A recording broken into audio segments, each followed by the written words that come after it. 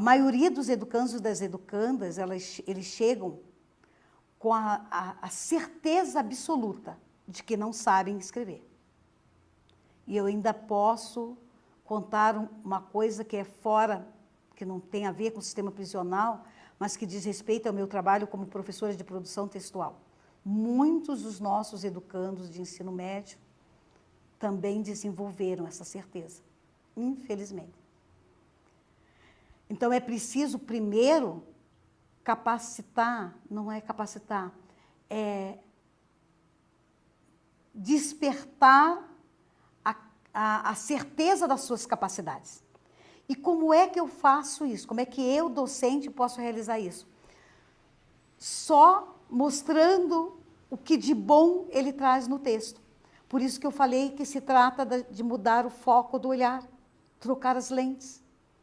Não é que eu não vá corrigir depois os erros, não é que eu não vá fazer e tenho que fazer, faz parte do meu trabalho, do meu fazer docente, a reescrita do texto, né? Mas é de primeiro localizar aquilo que é interessante. Eu me emociono com o brilho dos olhos dos educandos quando eu digo, nossa, que interessante isso que você disse. E parece que é, professor. Eles não acreditam que são capazes de dizer nada interessante. Então, nessa mudança de olhar do código escrito, que apresenta com certeza, né, dificuldades, afastamento da norma padrão, isso em todas as séries, eu vejo o quê? Eu procuro ver primeiro o quê? A palavra que ele me traz, a ideia que ele me traz, a emoção que ele me traz. Depois, sim, depois que eu valido isso, aí sim, então vamos trabalhar agora o texto? Vamos ver como é que a gente pode dizer isso dentro da norma padrão? E aí aquele cuidado também, eu não posso, num texto de aprendente, de aprendiz inicial, marcar tudo que está errado. Não posso. Não faço nenhuma relação com essa questão de caneta vermelha ou azul, porque não é isso. A coisa é muito mais complexa que isso. Eu uso caneta vermelha, porque eu tenho problema de visão, minha visão não é tão boa. O vermelho, eu digo para eles ou para elas sempre que o vermelho é a cor da vida. E fica mais fácil, elas também, de um modo geral, todas têm, ou quase todas têm dificuldade visual, e se eu não marco com vermelho, elas não conseguem identificar. Então, não se trata de ser vermelho ou azul, se trata da amorosidade do processo, de como eu mostro para elas, ou para eles, aquilo que pode ser melhorado. E aí eu não vou mostrar tudo de uma vez, porque não se dá conta. Nem com os meus alunos de ensino médio eu faço isso. Eu vou ver naquele texto se são aprendentes iniciais, se a questão ainda é muito forte. Na questão do código, eu vou marcar a questão ortográfica. E aí eu vou ter aquele cuidado que já foi bem difundido, né? Que você marca um texto, e eu digo isso para eles e para elas. E, por exemplo, tem várias vezes o mesmo equívoco. O uso do S no lugar do SS, né? Vamos dizer assim. Às vezes, várias vezes no mesmo texto. Ela cometeu 5 erros? Não, ela cometeu um erro só. É o erro que se repete nas outras palavras. E aí, quando você mostra isso para ela, ou para ele, né? Quando você mostra para o educando isso, ele, então tá, então não é que eu errei 5 palavras, eu errei 5 vezes a mesma coisa. Isso muda bastante. E aí, se você faz primeiro esse atendimento daquilo que é emergencial, então eu vou escolher daquele texto isso aí. Não vou trabalhar ortografia, pontuação, coesão, coerência. Não. Naquele texto eu trabalho isso. Depois, outro texto, eu escolho outra coisa, para que ele não se sinta invalidado no seu esforço de escrever, na sua, sabe? Então, é esse cuidado, é essa amorosidade, é essa atenção ao processo de aprendizagem que nós, enquanto docentes, e eu me dirijo em especial à fase 1, por ser da fase 1, mas que tem que fazer parte de todos os níveis de ensino. Então, é esse cuidado com o texto, esse carinho com a palavra dita. É preciso reconhecer o texto escrito como a palavra do nosso, a palavra dita, e a palavra que muitas vezes ele não teve condição de dizer em lugar nenhum. E ele está dizendo ali na escola. E a gente precisa acolher isso e validar essa tentativa. Então, essa palavra dita, e na nossa mediação docente que se torna escrita com a nossa mediação docente, ela indica um lugar de fala. Um lugar de fala que traz as suas singularidades, que traz as suas especificidades e que se propõe a construir um caminho de aprendizagem.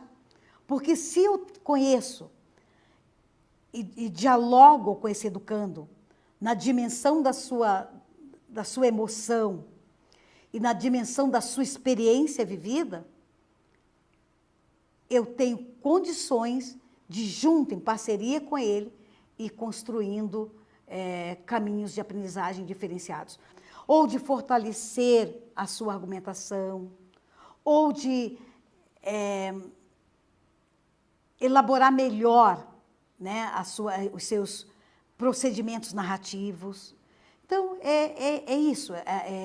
Esse lugar de fala, além dele nos permitir essa conexão entre educando e educador, esse diálogo, ele também nos permite uma intervenção mais adequada.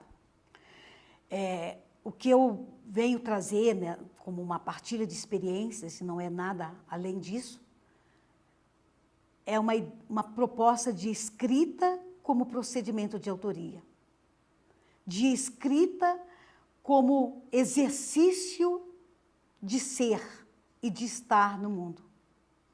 Uma proposta de produção escrita que valorize as singularidades de seus sujeitos escreventes e que possibilite a eles se conhecer, se ver, se analisarem.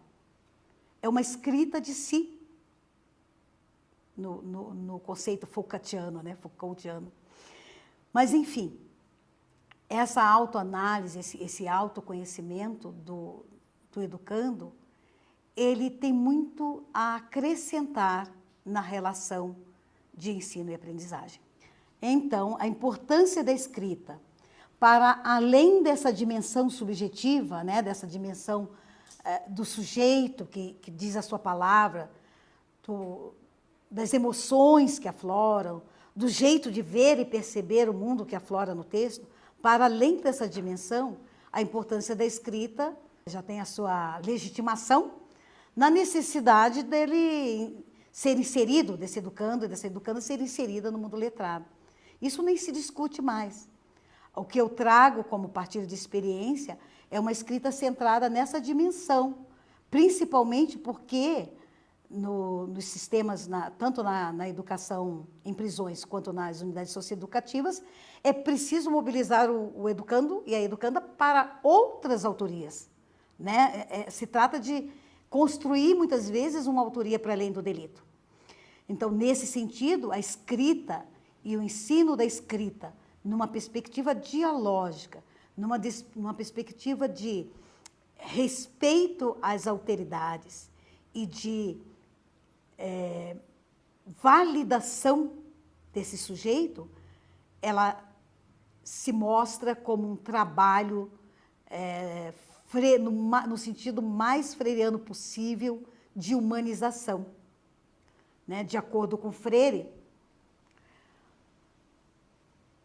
ambas, humanização e desumanização, são possibilidades históricas do homem como um ser incompleto e consciente de sua incompleticidade. Tão somente a primeira, contudo, constitui a sua verdadeira vocação. A segunda, pelo contrário, é a distorção da vocação.